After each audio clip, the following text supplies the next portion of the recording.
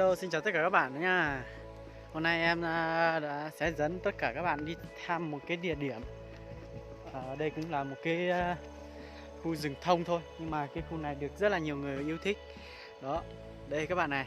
Đó, đây là một cái con đường mà rất là nhiều cây rừng thông ở đây cũng rất là đẹp. Và hôm nay em với đứa em rẻ ra nó bảo là ở bên này rất là đẹp nên là đưa các bạn đi khám phá một cái khung cảnh đẹp ở đây. Đó, khu này em thấy cũng rất là đẹp luôn này. Đó, đây là một cái sừng này.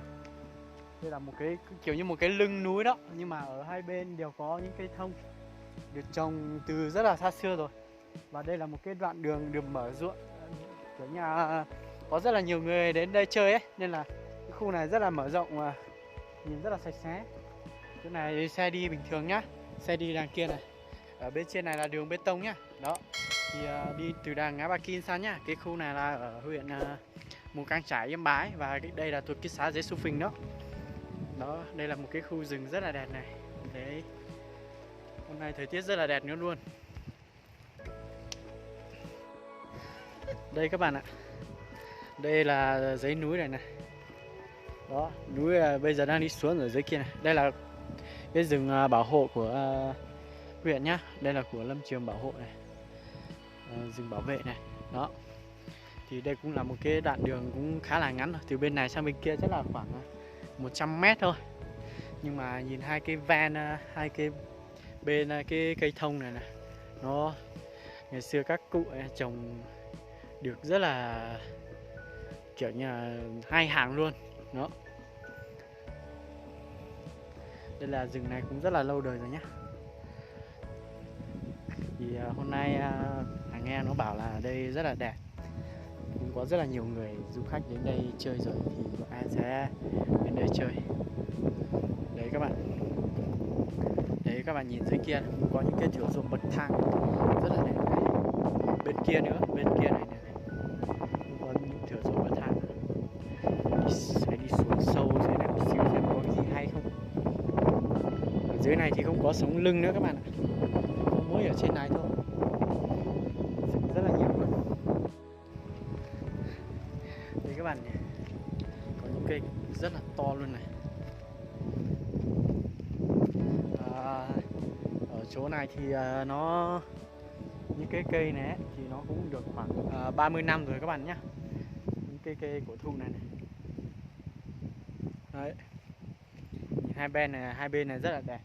Mùa Tết là ở đây rất là đông người luôn nhé các bạn nhé. Ở đây cho các bạn thấy này, đây có những cái bếp này là người ta cũng đến đây để và có những đoàn phượt đó, người ta đến đây cũng cắm trại ở đây này. Và em thấy ở đây hơi nhiều rác. Đây thì mong cho tất cả những cái ai mà đi du lịch ấy, thì đừng có xả rác bừa bãi nhé. Điều là giữ gìn cho cái không gian ở đây rất là sạch sẽ thôi. Em thấy nhiều đoàn đi du lịch người ta toàn lấy rác, kiểu như người ta nướng cái gì ấy, thì người ta đốt hết rác đấy. Nhưng mà vẫn có số ít nào đó người ta vẫn không đốt rác mà người ta vẫn vứt bừa bãi. Đó, cho các bạn ngắm cảnh một xíu này. Đấy, một cái rừng mà có hai ven kiểu như hai bên bờ rào đó, thì cũng rất là đẹp. Đây là cũng là lần đầu tiên em đến đây để vui chơi ở đây luôn. Ở những cái cây thông này thì cũng được người dân khai thác cái nhựa thông nhé các bạn nhé. Khai thác cái nhựa thông để mang đi bán đó, thì cũng giống như là cao su đó. Đấy, khai thác kiểu cao su này. Đây là những cái vết cạo này các bạn này. Đó, và đây là một cái cây mà cạo hoàn chỉnh này dưới này. Đấy, đó, cạo như này này. Đấy, cũng có nhiều nhựa luôn đó.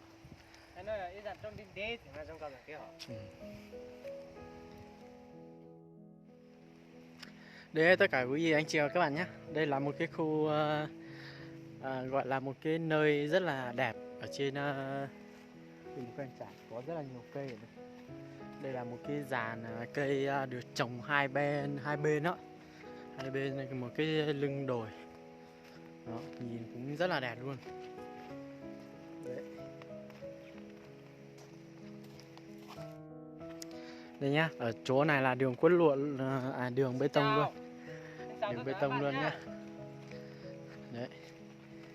Thì bây giờ bọn em vừa đi đến đây xem cái khu này một chút thôi. Bởi vì đây này các bạn này, nó hứng nhựa thông như này này. Đấy. Đó, thì hôm nay bọn em đến đây chơi một tí thôi.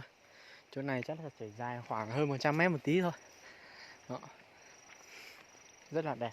Được trồng ra nhiều những cây thông cũng rất là đẹp.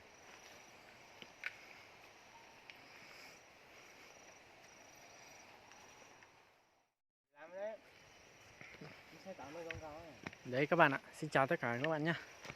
Thì bây giờ đấy, như các bạn thấy là nó là một con đường luôn, nó giống như một con đường luôn. Thì hôm nay bọn em đến đây được một tí thôi, gọi là đi quay một tí cho các bạn cùng theo dõi xe này, góp ý cho em xem cái điểm này có đẹp không nhá. Đó, nhìn ở trên màn hình thì nó rất là đẹp. Đấy, thì bây giờ xin chào tạm biệt tất cả quý cô bác anh chị và các bạn nha. Thì hãy ấn nút đăng ký bên dưới để theo dõi những video mới nhất từ Giang Câu nha. Bye bye. Bye.